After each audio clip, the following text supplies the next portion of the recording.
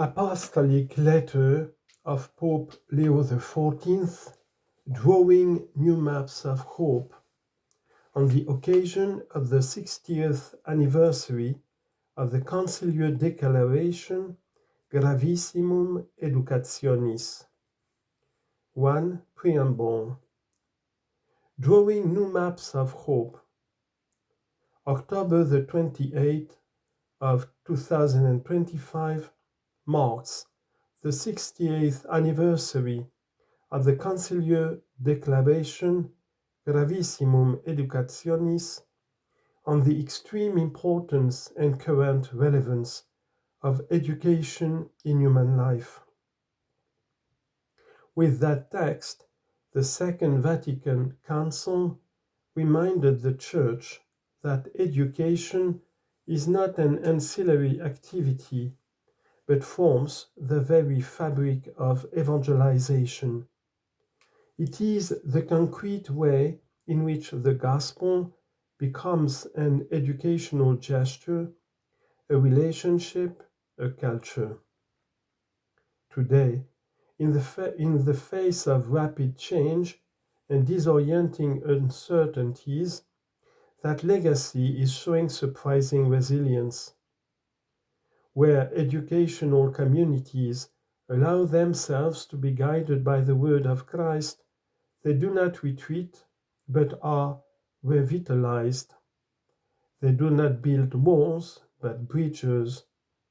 They respond with creativity, opening up new possibilities for the transmission of knowledge and meaning in schools, universities, professional and civic training, school and youth ministry, and research, because the gospel does not grow old, but makes all things new. Each generation hears it as a regenerating novelty. Each generation is responsible for the gospel and for discovering its seminal and multiplying power. We live in a complex, fragmented, digitized educational environment. Precisely for this reason, it is wise to pause and refocus our gaze on the cosmology of Christian paideia, a vision that, over the centuries, has been able to renew itself and positively inspire all the multifaceted aspects of education. Since its origins, the gospel has generated educational constellations, experiences that are both humble and powerful, capable of interpreting the times, of preserving the unity between faith and reason, between thought and life, between knowledge and justice. In stormy weather, they have been a lifeline. In calm weather, they have been a sail unfurled, a beacon in the night to guide navigation. The declaration Gravissimum Educationis has lost none of its potency. Since its reception, it has given rise to a constellation of works and charisms that still guide the way today. Schools and universities, movements and institutes, lay associations, religious congregations, and national and international networks.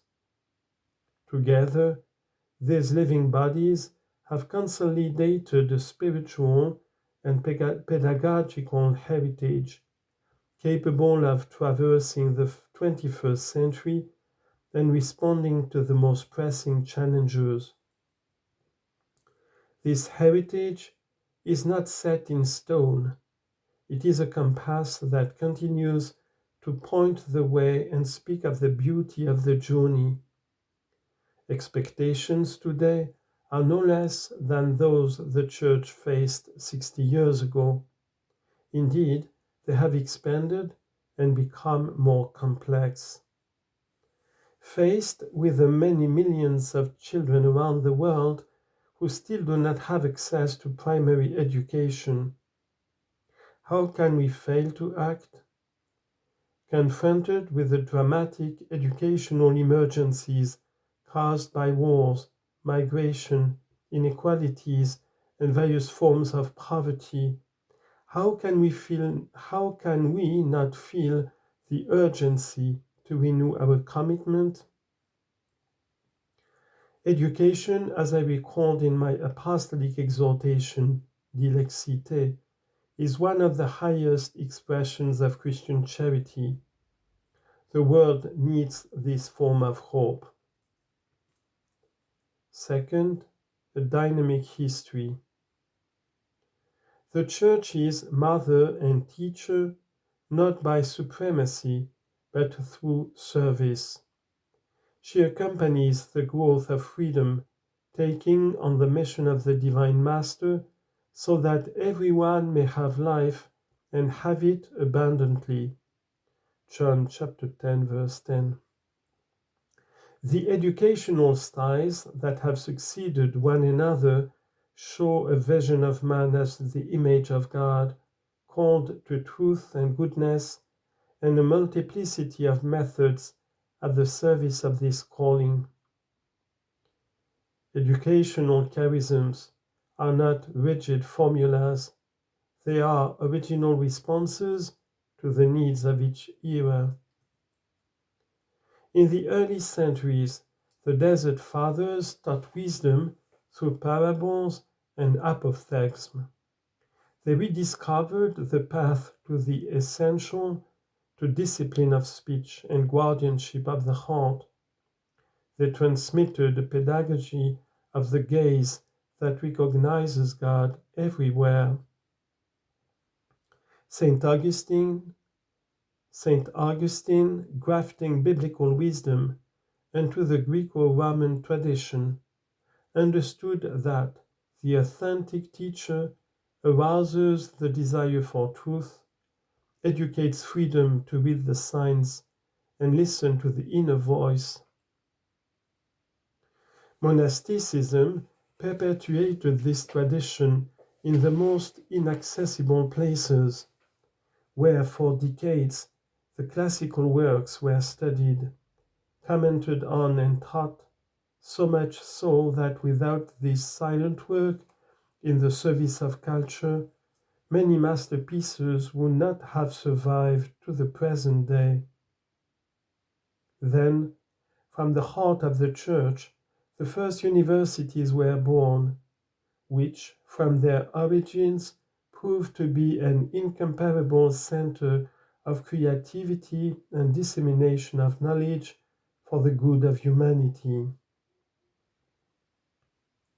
In their halls, speculative thought found, through the mediation of the mendicant orders, the possibility of structuring itself solidly and pushing itself to the frontiers of science. Many religious congregations took their first steps in these fields of knowledge, enriching education in a pedagogically innovative and socially visionary way. It has expressed itself in many ways. In the Ratio Studiorum, the richness of the scholastic tradition blends with Ignatian spirituality, adapting a curriculum that is as articulated as it is interdisciplinary and open to experimentation. In 17th century Rome, Saint Joseph Calazans opened free schools for the poor, sensing that literacy and numeracy are a matter of dignity even before they are a matter of competence. In France, Saint John Baptiste de La Salle, realizing the injustice caused by the exclusion of the children of workers and ordinary people from the educational system, founded the Brothers of the Christian Schools.